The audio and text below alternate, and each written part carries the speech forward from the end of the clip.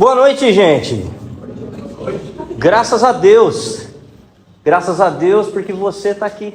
Graças a Deus pelo nosso ajuntamento. Graças a Deus pela vida. Graças a Deus por Imbituba. 68 anos, não é isso? 68 anos. Graças a Deus pelas sagradas letras. Eu quero então nesse momento pedir que você abra comigo as sagradas letras, a palavra de Deus. Efésios capítulo 5, a partir do verso 15. Nós vamos dar sequência à nossa série Tudo em Cristo, através da carta de Paulo aos Efésios. Efésios capítulo 5, verso 15. Depois mantenha aí a sua Bíblia aberta para que você vá acompanhando o texto.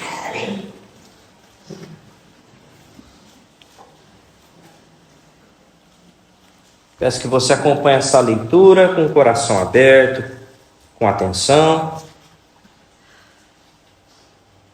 O texto diz assim: portanto, tenham cuidado com a maneira como vocês vivem, e vivam não como tolos, mas como sábios, aproveitando bem o tempo, porque os dias são maus. Por esta razão, não sejam insensatos, mas procurem compreender qual é a vontade do Senhor.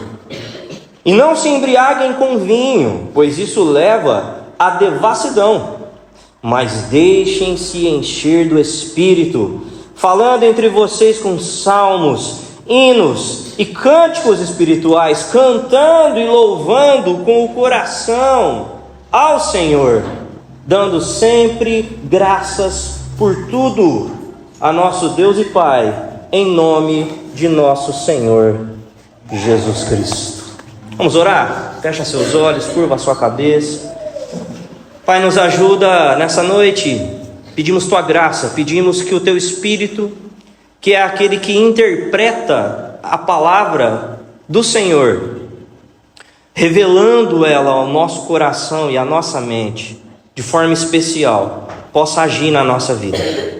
Possa nos ajudar a compreender a Tua palavra, possa operar na vida daqueles que precisam novo nascimento, para que eles tenham condições de compreender as Escrituras. Que o Evangelho, meu Deus, esteja trabalhando nas nossas vidas nessa noite, de modo a nos fazer render a nossa vontade ao Teu Espírito, a entregar o controle das nossas vidas ao Teu Espírito, enquanto nós vamos compreendendo a vontade do Senhor para a nossa vida. Nos ajuda, nós precisamos, porque sabemos que somos pó, sabemos das nossas limitações, sabemos, Senhor, que se não for uma ação do Teu Espírito na nossa vida, nós não vamos conseguir aplicar a Tua palavra. Então nós pedimos Tua ajuda, Tua graça, em nome do Teu Filho Jesus. Amém. Amém. Em Efésios, desde o capítulo 4, Paulo está aplicando aquilo que ele ensinou nos 3 primeiros capítulos, a doutrina que ele ensinou nos 3 primeiros capítulos. Por meio de Cristo, Deus deu aos crentes uma nova natureza. Isso basicamente traz um bom resumo daquilo que Paulo vem ensinando. E o ponto é que a partir dessa nova natureza, esse novo homem, esse novo ser, que somos individualmente, mas que somos como igreja, temos alguns deveres como discípulos. Como discípulos, Paulo nos mostrou que devemos viver em unidade. Como discípulos, Paulo nos mostrou que devemos viver em santidade, viver em amor, viver como filhos da luz. E agora, viver em sabedoria. Mas não é fácil viver em sabedoria nos nossos dias.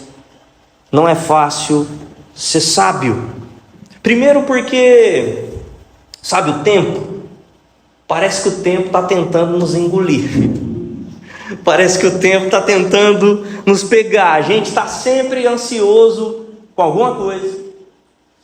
Ou então a gente está sempre cansado. E o cansaço, ele vai empurrando a gente para alguns refúgios de alívio. E eu diria que alguns desses refúgios de alívio são geralmente ficar ali rolando a tela do celular, a timeline do celular, ou então buscar algum tipo de entretenimento, ou então algum tipo de consumismo. Parece que consumir nos nossos dias traz algum alívio para as nossas dores, para as dores da nossa alma. Mas o problema aqui não é só uma questão de mau uso do nosso tempo, mas a questão é um tipo de insensatez que existe dentro da gente, que existe em nós. Por causa do pecado, a nossa inclinação natural é desperdiçar o nosso tempo, é desperdiçar a nossa vida longe do propósito de Deus e buscar ter o controle da nossa vida em coisas externas, coisas que necessariamente não nos levam para Deus, e pior, coisas que inclusive nos escravizam. E é por isso que essa passagem de hoje é muito importante. Por isso que aquilo que Paulo está nos dizendo aqui nessa passagem é essencial, porque Paulo mostra aos crentes em Éfeso, os crentes efésios, que viver com sabedoria envolve aproveitar bem a vida, aproveitar bem o tempo, aproveitar bem cada oportunidade da vida, para que ela seja controlada pelo Espírito Santo e não pela influência da carne. Então vamos nos aprofundar nesse texto. Vamos buscar compreender o que é que Paulo está dizendo aqui, o que é que significa, portanto, viver com sabedoria, como ele nos manda aqui. E viver com sabedoria, de acordo com aquilo que vemos nessa passagem, começa com o fato de que devemos aproveitar bem o tempo. É o que nós vemos a partir do verso 15, entre os versos 15 a 17, porque segundo o apóstolo Paulo, é preciso adotar um estilo de vida que seja cuidadoso, que seja sabiamente cuidadoso, cuja primeira característica é essa aqui: aproveitando bem o seu tempo. Isso pode ser traduzido também como aproveitando cada oportunidade, aproveitando cada oportunidade da vida.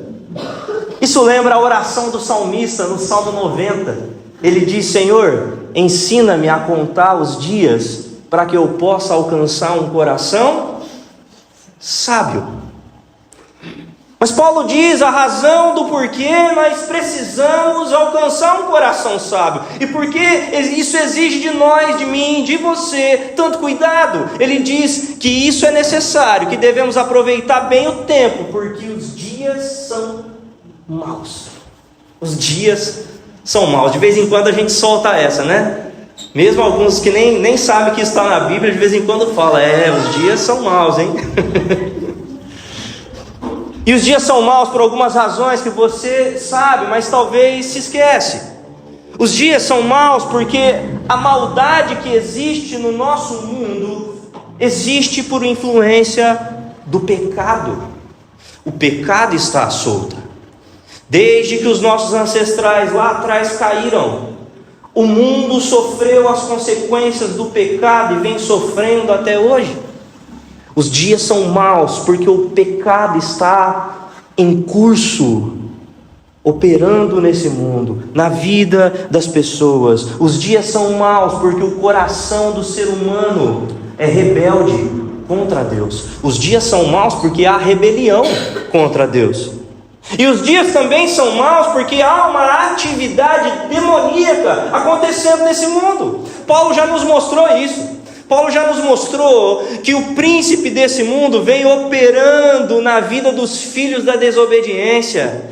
Eles estão sendo controlados como marionetes em suas mãos, estão sendo guiados pela influência de demônios, de espíritos malignos. O príncipe das potestades do ar está trabalhando diariamente em oposição aos propósitos de Deus. Isso significa uma coisa: os dias são maus. Só que nesses dias maus Estamos nós que somos discípulos, estamos nós que somos cristãos, então nós estamos aqui vivendo a tensão de um reino que Jesus já inaugurou, mas que ao mesmo tempo existe uma ordem mundial que ainda não foi plenamente redimida, e isso é tenso para nós. Vivemos o já e o ainda não, vivemos no reino inaugurado, mas num mundo que ainda é caído.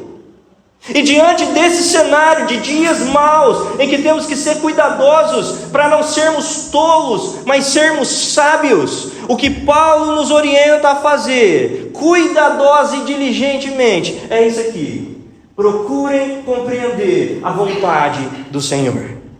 Diante do cenário em que nós vivemos, essa é a busca principal das nossas vidas. Paulo vem falando a respeito da vontade de Deus desde o capítulo 1. A principal vontade de Deus apresentada em Efésios é o tema da nossa série. Tudo em Cristo é o plano de Deus, é a vontade de Deus de fazer com que todas as coisas convirjam em Cristo. E quando ele fala todas as coisas, ele fala de nós. E quando ele fala de nós, ele fala de cada pequeno detalhe da nossa vida, cada partícula da nossa existência sendo convergida a Cristo. E Deus está fazendo isso. Esse é o Deus que nos elegeu antes da fundação do mundo. Esse é o Deus que está salvando pessoas. Esse é o Deus que está inserindo pessoas na sua família. Esse é o Deus que está dando dons a essas pessoas, habilidades. Lá em Tessalonicenses, na primeira carta que Paulo escreveu aos Tessalonicenses, no capítulo 4, verso 3, Paulo diz que a vontade do Senhor é essa: a santificação de cada um de nós, a nossa santificação. E Deus está fazendo a sua vontade soberana está sendo realizada. Mas qual é a nossa contrapartida diante de tudo isso que Deus está fazendo? O que é que você e eu, como discípulos de Jesus, precisamos fazer para responder? Qual é a resposta que nós precisamos dar a isso? E essa resposta não é encontrada no tumulto e na superficialidade da nossa era digital. Para compreender a vontade do Senhor, diante desse tumulto, diante dessa superficialidade da era digital, nós precisamos ordenar a nossa mente de acordo com a sabedoria que vem do alto. Tem um autor americano chamado Brett McCracken, que escreveu um livro muito bom chamado A Pirâmide da Sabedoria. Você já deve ter ouvido falar em algum momento sobre a pirâmide alimentar. A pirâmide alimentar basicamente diz que na base da pirâmide tem que estar ali os bons alimentos. Não é isso? Doritos, churros, não é? Não? Os bons alimentos da base são o quê? Proteínas, carnes, não é isso? Aí vai subindo a pirâmide, aí vem as fibras, não é isso? Já mudou, vocês viram que eu estou antenado, né? A base da pirâmide agora é proteína, quem diria? Né? As fibras, aí vem legumes, né? E aí os irmãos que gostam de salada vão abrindo, né? O sorriso, né? Vão nada, que não gosta. E aí vai subindo, até que chega no topo da pirâmide, o que tem lá? As porcarias. O fast food, a comida rápida. Então no topo da pirâmide está o miojo. No topo da pirâmide está o Cheetos. No topo da pirâmide está só aquilo que a gente gosta de comer. O que Brett McCracken então propõe no seu livro A Pirâmide da Sabedoria é estabelecer exatamente uma inversão, porque veja, se na pirâmide alimentar, se a gente inverte a pirâmide e só come os alimentos que estão no topo, que não prestam, o que acontece com a gente? A gente fica doente, a gente fica obeso.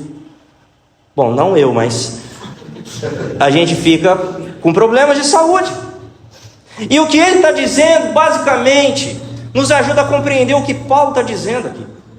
Porque ele diz que na pirâmide da sabedoria, a base dessa pirâmide deve ter as sagradas letras, as escrituras, A palavra de Deus, a Bíblia deve estar na base dessa pirâmide. E a pirâmide vai aumentando, então ele coloca a Bíblia, a igreja, livros, entretenimento, e lá no topo, as redes sociais. Mas a verdade é que a pirâmide anda invertida. O grande problema do cristão moderno é a inversão da pirâmide. Porque temos colocado as redes sociais e o entretenimento como a base do nosso dia, e a palavra de Deus como um mero detalhe da nossa vida, lá no topo. O autor diz assim: a solução para o nosso mundo barulhento e ansioso não é mais informação, é mais silêncio na presença de Deus. Sabedoria não é o que nós acumulamos na internet, sabedoria é o que recebemos de joelhos. Mudar a base da pirâmide é reconhecer algo que não pode ser apenas uma doutrina, mas uma verdade aplicada na nossa vida. Mudar e colocar as escrituras na base da pirâmide é reconhecer que as escrituras são suficientes para que a gente tenha uma vida sábia, para que a gente tenha uma vida plena. A escritura é suficiente. Paulo, quando escreve para o jovem Timóteo, ele dá exatamente essa orientação ao dizer: quanto a você, permaneça naquilo que aprendeu e em que acredita firmemente, sabendo de quem você o aprendeu e que desde a infância você conhece as sagradas letras que podem torná-lo sábio para a salvação pela fé em Cristo Jesus. Uma vida sábia é uma vida onde as escrituras estão na base. Mas por que as escrituras não estão na base da nossa vida? É porque ao invés de seguir a orientação de Paulo, que é de procurar conhecer a vontade do Senhor, nós estamos sempre procurando conhecer e atender às nossas vontades. Conhecer e atender a nossa própria verdade. Porque queremos que Deus assine embaixo dos nossos planos. E aí quando as coisas dão errado, nós murmuramos, nós reclamamos, nós entramos em crise, porque nós achamos que sabemos governar a vida melhor do que Deus sabe. Só que conhecer a vontade de Deus é algo tão maravilhoso e importante, que custou a vida de um homem. Uma pessoa morreu para que você e eu tivéssemos o direito, a condição e a capacidade de conhecer a vontade de Deus. E essa pessoa foi Jesus Cristo. Ao morrer na cruz, Ele abriu o caminho para que nós pudéssemos compreender qual é a vontade do Senhor, não só de forma macro, não apenas a vontade que Deus quer nos salvar, mas sobre como nós vamos desenvolver a nossa salvação, para que cada pequeno detalhe, escolha da nossa vida, seja feito com sabedoria, e com sabedoria que vem do alto. Foi a cruz que abriu essa possibilidade para a gente. Então, por mais que a gente tente se esforçar intelectualmente para encontrar sabedoria, é preciso uma ação dentro de nós, uma recepção nossa àquilo que foi feito na cruz. O Evangelho nos permite conhecer, o Evangelho permite que você conheça a vontade de Deus, e ela é boa, perfeita e agradável. A verdadeira sabedoria nos transforma. A verdadeira sabedoria muda a nossa vida, porque viver com sabedoria não significa apenas conhecer a vontade do Senhor, procurar entendê-la e conhecê-la. A verdadeira sabedoria não está só no fato de que devemos aproveitar bem o nosso tempo, e devemos aproveitar bem o nosso tempo. Um dos meus heróis, William Carey, um homem que viveu mais ou menos 40 anos na Índia, como missionário. E nesses 40 anos, ele traduziu a Bíblia para aproximadamente 29 idiomas. Ele aproveitou bem cada dia para fazer algo que fosse realmente relevante para o reino de Deus. Milhares de pessoas têm acesso às sagradas letras, porque esse homem dedicou a aproveitar bem o tempo dele. E claro, eu não estou dizendo com isso que você deve mudar então agora a sua rotina e passar a ser um tradutor das Escrituras, muito embora isso seria maravilhoso. Mas a verdade é que o exemplo de William Carey nos mostra que se continuarmos vivendo do mesmo jeito, simplesmente vivendo, deixando a vida nos levar, sem aproveitar bem o nosso tempo para glorificar Cristo, nós vamos perder oportunidades maravilhosas de honrá-lo, de agradá-lo. A sabedoria nos transforma e nos faz aproveitar bem o tempo, a sabedoria verdadeira que vem do alto das sagradas letras. Essa sabedoria nos faz viver de um jeito diferente. Que jeito é esse? Deixando-se encher do Espírito Santo. Agora Paulo começa a fazer um contraste interessante para a gente. Ele contrasta o bêbado e o crente. Não é o vagabundo não, é o bêbado e o crente. E esse contraste, a embriaguez leva à devassidão, mas ser cheio do Espírito Santo caracteriza a verdadeira vida sábia. No verso 18, Paulo diz o seguinte: deixem-se encher. Interessante porque há um tanto quanto passivo aqui. Há uma ação de nos deixar, mas parece que tem alguém nos enchendo, tem algo nos enchendo. E quando Paulo usa essa expressão, esse verbo, inclusive encher, ele foi usado outras vezes aqui em Efésios. A palavra original para encher foi usada.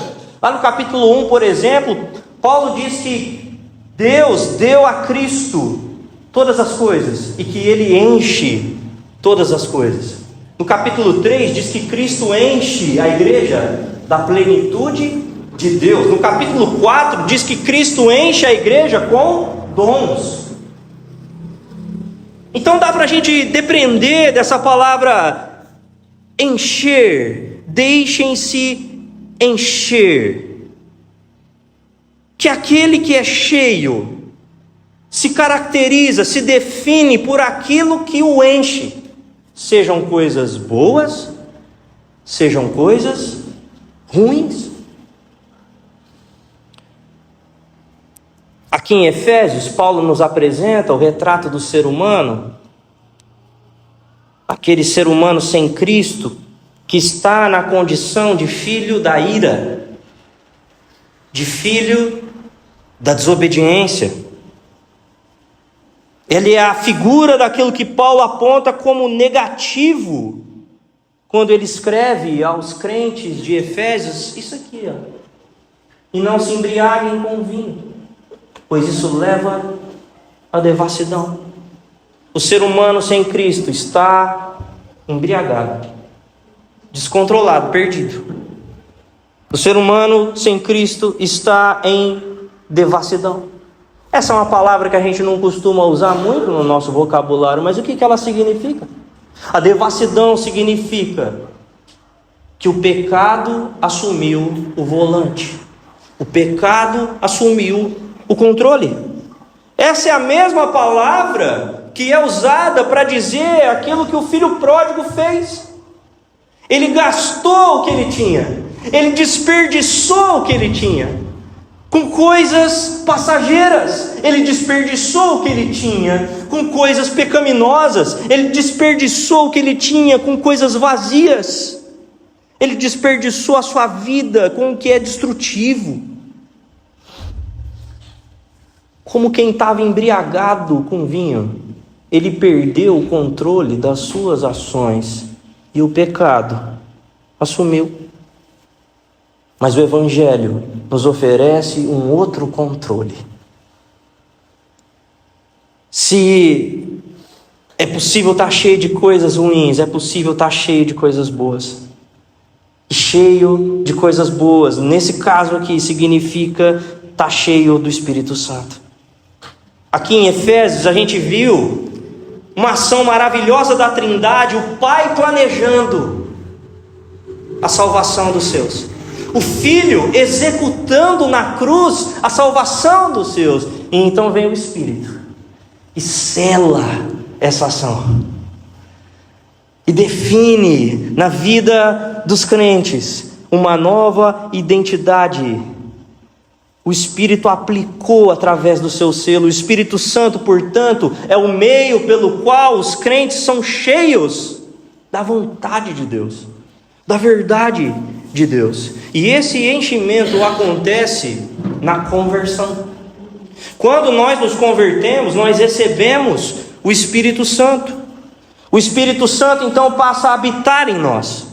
O Espírito Santo então passa a nos selar para o dia da redenção. No dia da redenção haverá um selo em nós, talvez não visível aos nossos olhos, mas isso não importa, quem precisa enxergar isso é Deus, acima de tudo. Porque Ele vai receber o seu povo selado, marcado pelo Espírito. E nós recebemos também algo maravilhoso em nossa conversão: o batismo do Espírito Santo. E uma vez batizados no Espírito Santo, até por isso não há nenhuma ordem da Bíblia que nos mande buscar esse batismo num segundo momento, porque agora temos o Espírito habitando e nos selando, e uma vez que esse Espírito está em nós, cabe a nós nos deixar encher. Essa é a atitude diária, cotidiana, constante, necessária para uma vida de sabedoria. Os crentes devem repetidamente ser cheios do Espírito Santo, não importa onde eles estejam, não importa aquilo que eles estão fazendo. De acordo com Gálatas capítulo 5, o homem cheio do Espírito não satisfaz os desejos da carne, que são contrários ao Espírito. Quem é cheio do Espírito, portanto, entrega o controle das suas ações ao Espírito, ao Senhor. Sua vontade está entregue ao Senhor. Agora preste atenção, Paulo não está fazendo aqui desse texto uma listinha moralista de coisas que nós devemos fazer para ser cheios do Espírito. Paulo está apresentando um caminho contrário aqui. Paulo está dizendo que o homem cheio do Espírito, que compreende a vontade do Senhor, porque a busca constantemente, que colocou a pirâmide da sabedoria no lugar certo, tendo as Escrituras como base, vai ter um resultado na sua vida essencial. Paulo está apresentando o que acontece quando as pessoas estão cheias do Espírito. Elas rodopiam, elas gritam, elas pulam de uma escada. O que acontece com pessoas cheias do Espírito, de acordo com o que Paulo está dizendo aqui? É interessante que no verso 19, Paulo usa essa expressão aqui, falando entre vocês. E quando Paulo usa essa expressão, analisando o texto a fundo, o texto original a fundo, Paulo está trabalhando num conceito sobre como o crente usa a sua voz. O que o crente faz com a sua voz é algo que vai além de se comunicar. É como ele usa a sua voz. E para a gente entender isso, a gente precisa talvez passar num ambiente que é provável que um dia você esteve por lá. E depois, graças a Deus, saiu de lá. Um ambiente que está espalhado pelo nosso país. Pela nossa cidade tem bastante também. Onde eu morava, antes de morar em Bituba, tinha muito. O boteco. Dificilmente alguém escolhe ficar bêbado sozinho. Bêbado em casa. Tem um ou outro que faz isso, não é? Mas geralmente as pessoas escolhem ficar bêbados no bar. Parece ser mais legal beber no bar. Porque no bar, eles estão ali, eles estão conversando. Estão falando uns com os outros, eles estão contando piadas, geralmente maliciosas, obscenas. Eles estão ali falando alto. Eles estão ali cantando obscenidades. E essa é a ideia de felicidade que muito brasileiro tem. É por isso que os brasileiros estão nos bares. O marido demora para voltar a chegar em casa. E aí, tem mulher também. Então eu entendo, pensando nesse caso, por que que Paulo começa a explicação dele sobre como o crente deve usar a sua voz, levando a gente para um ambiente onde tem bastante gente também. Onde tem gente que agora não é mais controlada pela embriaguez, mas que é controlada pelo Espírito Santo. Paulo começa a descrever o ambiente da igreja, onde os crentes estão, onde eles estão ali reunidos com um propósito. Que propósito é esse, conforme o texto? O verso 19 nos ajuda a entender. Cantando e louvando. Cantando e louvando. Quem canta, seus males espanta, diz a Bíblia, não é isso? Não? Interessante como a música faz parte da vida do ser humano, não é? O ser humano, quando está feliz, ele canta. Quando o time dele ganha, ele canta as vitórias do time dele. Eu ando bem triste, inclusive, ultimamente. Ser humano, quando tem uma conquista, algo assim, quando as coisas estão indo bem, ele está cantando. Mesmo às vezes fazendo coisas que ele nem gosta muito, está ali lavando o chão, mas está cantando. E é interessante que quando o ser humano está triste, sabe o que ele faz? Ele canta. Ele canta as suas angústias. Ele canta sobre a sua tristeza. E o crente canta. E se há um povo que foi chamado para cantar, esse povo é o povo de Deus. Esse povo é a família de Deus. Porque se há um povo que tem motivo para cantar, esse povo é a igreja. Os crentes devem usar sua voz para cantar. Cantar uns com os outros. Lembra do bar? Num bar, de repente, um bêbado pega ali um violão desafinado, puxa uma harmonia ali, começa a cantar, os outros, né? Começam ali a puxar também aquela mesma música, né? Só amor vai... Não, não quero despertar, não quero gerar nenhum gatilho em você, calma. Aí começa, já bêbado cantando, chega a ser ridículo, né? Tem uma ridicularização ali. Mas é interessante que como eles se soltam, não é? Como eles olham nos olhos uns dos outros, eles perdem o bêbado, perde a vergonha, não é?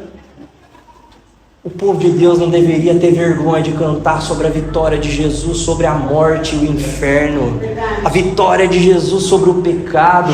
Mas não é só uma questão de vergonha, é uma questão de que isso é o resultado de quem está cheio do Espírito Santo. Para quem está cheio do Espírito Santo, não existe ambiente mais maravilhoso do que poder uns com os outros cantar as verdades, louvando o Senhor, louvando as riquezas que nós recebemos, os grandes atos de Deus na vida da igreja e na nossa vida. Isso não tem a ver com a nossa capacidade de musicalidade. É óbvio que a gente pega um grupo que é um grupo difícil de trabalhar, de músicos habilidosos. Então, o nosso é uma bênção, graças a Deus, né? Inclusive ontem foram super elogiados, né? No louvorzão lá em Laguna, né? Eu, como pastor, fiquei super orgulhoso ali de ver os elogios, né? Do nosso time de louvor. Mas isso é muito bom. Você pega pessoas com talento que nos ajudam, que nos conduzem. Mas eu devo confessar para você uma coisa: o dia que eu fico mais aleluiado aqui no louvor é quando eu te escuto cantar. O elogio mais marcante que eu recebi sobre a nossa igreja foi de 2 pastores dizendo assim: nossa, que gostoso como a sua igreja canta, né? Os irmãos cantam. E isso é incrível. E isso não deve ser resultado apenas de uma coisa que nós estamos acostumados a fazer, e a fazer de qualquer jeito. Esse é o resultado do enchimento com o Espírito Santo. Paulo e Silas, lá em Atos capítulo 16, eles estão presos. Eles estão num ambiente terrível, eles estão na cadeia. E não é essa cadeia nossa aí, que essa cadeia nossa perto da deles lá, era fichinha, né? Principalmente a cadeia do colarinho branco brasileiro. Mas eles estavam num ambiente terrível. E aí eles começam a cantar hinos. O cântico da igreja não é qualquer cântico. O cântico da igreja não deve revelar essa necessidade, essa falta de sabedoria. O cântico da igreja não deve revelar um povo que está tentando ter o controle da sua vontade, que está pedindo o tempo todo para Deus: restitui, eu quero de volta o que é meu, Senhor, eu perdi, traz de volta aqui, porque aí eu vou ser feliz e vou te adorar. O canto da igreja deve conter as verdades das Escrituras, salmos, hinos, cânticos espirituais. Há um cântico que é natural, e não é o dia de eu falar sobre o cântico que é natural, mas há um cântico que é espiritual, que tem um conteúdo edificante, que tem um conteúdo que faz com que a igreja cresça. Esse canto não pode faltar da vida daquele que é cheio do Espírito. Aliás, não falta. O resultado de um homem e uma mulher cheio do Espírito é que na boca dele tem cânticos espirituais. Hinos estão sendo cantados. E a igreja aprende uns com os outros. A igreja se desenvolve teologicamente, a igreja se desenvolve na fé. Ela tem a sua fé fortalecida porque as verdades das letras sagradas estão sendo apresentadas, cantadas, executadas. Cantar louvores faz parte tanto do culto individual quanto coletivo do crente, porque a música é o meio pelo qual os crentes edificam uns aos outros. Então, quando nós chegamos num culto de domingo, nós somos tentados a não viver com sabedoria, a não aproveitar bem o tempo que temos aqui, porque talvez estamos tão focados em tentar manter o controle da nossa vida que nos esquecemos da soberania de Deus. E os nossos lábios, que deveriam ser o tempo todo lábios que adoram, que louvam, que exaltam, dão lugar para murmuração, dão lugar para reclamação, insatisfação. E é por isso que no verso 20, Paulo está dizendo: dando sempre graças por tudo a nosso Deus e Pai, em nome de nosso Senhor Jesus Cristo. Amém. Cantando e louvando de coração, não de qualquer jeito. O homem cheio do Espírito, ele está cantando suas verdades, o coração está ali. O coração é o centro da vontade, o coração é o centro das verdades. É aquilo que está no nosso coração que nos empurra até um destino. E se estamos cheios do Espírito, o nosso destino é glorificar e honrar a Deus. Não há prazer maior na vida do que isso, quando nós estamos cheios do Espírito. Mas quando estamos cheios de insatisfação, de murmuração, de reclamação, nós deixamos de reconhecer a soberania e a graça de Deus. Trocamos por mentiras que desprezam a Deus. E aqui Paulo está dizendo: dando sempre graças por tudo a nosso Deus e Pai, em nome de nosso Senhor Jesus Cristo. O crente cheio do Espírito é grato, até por aquilo que deu errado.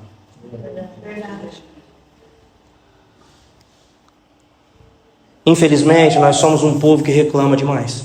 O brasileiro é um povo que reclama demais. Quando está calor, o brasileiro reclama. Quando está frio, o brasileiro reclama. Quem é esse brasileiro, hein? Somos nós. A gente se acostumou a reclamar de tudo, e com a internet isso aumentou. A gente tem até um site para reclamar. Reclame aqui. Eu quero dizer que você não canta e nem agradece para ser aceito por Deus. Você canta e agradece porque foi aceito. Amém. Você foi aceito sem merecer. Você foi aceito porque lá na cruz do Calvário, Cristo entregou sua vida como uma canção a Deus. E Deus ouviu e se agradou e aceitou e nos perdoou. Nós cantamos e agradecemos por causa da beleza daquilo que Jesus fez. E eu peço a Deus que faça com que os seus olhos enxerguem a beleza da glória de Cristo crucificado na cruz do Calvário, para que isso traga beleza para a sua vida, para que isso derreta todo o desejo que você tem de controlar sua vida, que te leve a se encher do Espírito, entregando sua vontade nas mãos dele. Viver com sabedoria diante do Deus Trino, portanto, é aproveitar bem cada oportunidade da vida. Se deixar encher do Espírito enquanto você compreende a vontade de Deus e se entrega a ela. Mas há algo importante aqui para dizer também. Não sai daqui tentando ser sábio com a sua própria força, com a sua própria capacidade. Não sai daqui tentando ser controlado pelo Espírito por aquilo que você sabe fazer. Olhe para Jesus. Olhe para o homem que melhor fez isso na história. Olhe para aquele que é a própria sabedoria encarnada. Olha para Jesus. Jesus se esvaziou na cruz por causa da nossa falta de sabedoria, para que você e eu pudéssemos viver de forma sábia nessa vida, maravilhados diante desse amor, e não por causa do peso, do dever.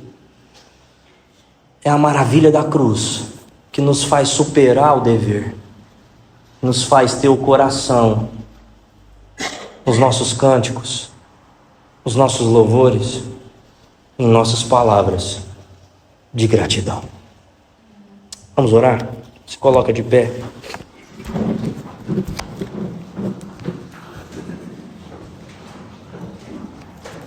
Acho que a melhor maneira da gente orar para terminar o nosso culto é orar cantando, é aplicando na prática o fato de que o tempo que passamos aqui até agora, expostos à palavra de Deus, foi operando dentro de nós enchimento com o Espírito Santo. Enchimento do Espírito. Feche os seus olhos. Feche os seus olhos. Levanta a sua voz, se você pode. Começa orando com as suas palavras. Começa pedindo ao Senhor que te ajude a viver com sabedoria, compreendendo qual é a vontade dele e se entregando ao controle do Espírito Santo.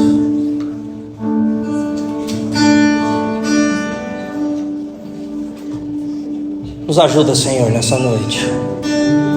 Converte nessa noite corações que não são capazes de compreender a sua vontade.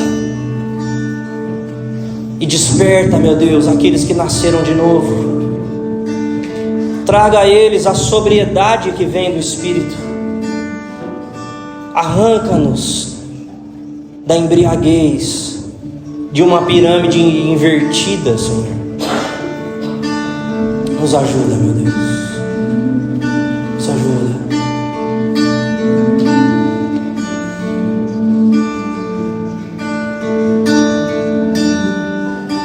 Vamos cantar essa música. Levanta a sua voz. Nada novo achei pra dizer não. Como expressar minha gratidão? Posso até cantar uma canção que vai acabar, mas amor não. Então vou levantar as minhas mãos e louvar, pois tudo que tenho é uma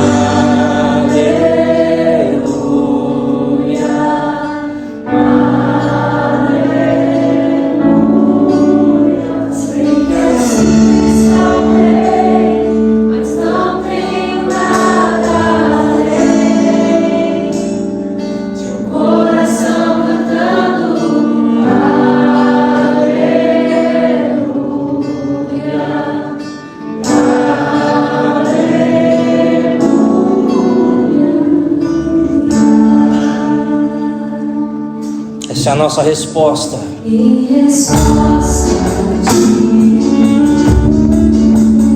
a uma ação, Me render a ti em adoração. resposta a ti. Em resposta a ti.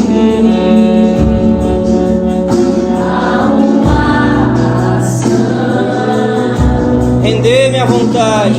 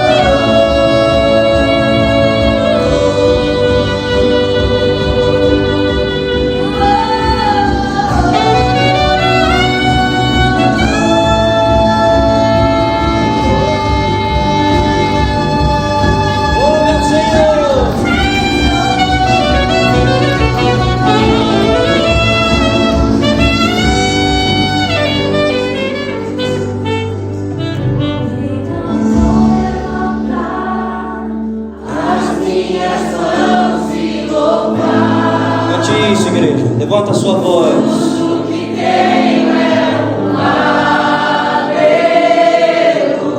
Aleluia. Louvado seja o nome do Senhor.